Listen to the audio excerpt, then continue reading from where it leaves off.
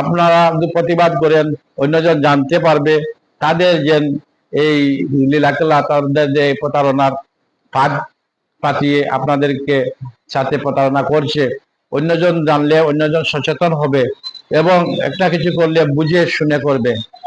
আমি এই এই আশাবাদ ব্যক্ত রেখে, এবং যারা এরকম হয়রানির শিকার হচ্ছে, যারা ইন্স্যুরেন্সের প্রতিষ্ঠানের চেয়ারম্যান থাকেন, ম্যানেজার থাকেন, আর কর্মকর্তা যেও থাকেন না কেন, তাদের সাথে প্রতারণা না করে, সাধারণ মানুষের সাথে এরকম দান্দাবাজি না করে, যাদের মেয়াদ শেষ হয়েছে, সম্পূর্ণ হয়েছে সঠিক সময়ে 1 সপ্তাহ থেকে 15 দিনের ভিতরে আপনারা নিয়ম করে তাদের টাকা ফিরিয়ে দিন, কারণ এটা তাদের আমানত এবং সে লাভের আশায় করে। আপনারা তো লাভও দিচ্ছেন না, অনেককে লাভ ছাড়াই অনেককে দিচ্ছেন। আবার আমরা জানতে পেরেছি অনেক মারা গেলে তার আত্মীয় স্বজন কিন্তু যদি তার জুতা পায়ের থাকে, সেই জুতা না হয় 50 জোড়া জুতা ছিঁড়ে যায় হাঁটতে হাঁটতে হাঁটতে হাঁটতে।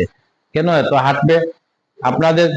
আপনারা যখন ইন্স্যুরেন্স করার তখন তো বলেন, একজন বয়স্ক মানুষ যদি বা একজন মানুষ যদি ইন্স্যুরেন্স থাকাকালীন অবস্থায়, তার কিস্তি চলাকালীন অবস্থায় মারা যায়, তার সম্পূর্ণ টাকা, যত টাকা ইন্স্যুরেন্স করবে তত টাকা তাকে ফিরিয়ে দেওয়া হবে। তাহলে তার আত্মীয় স্বজন টাকা পাবে না কেন? তারা কেন হয়রানির শিকার হবে?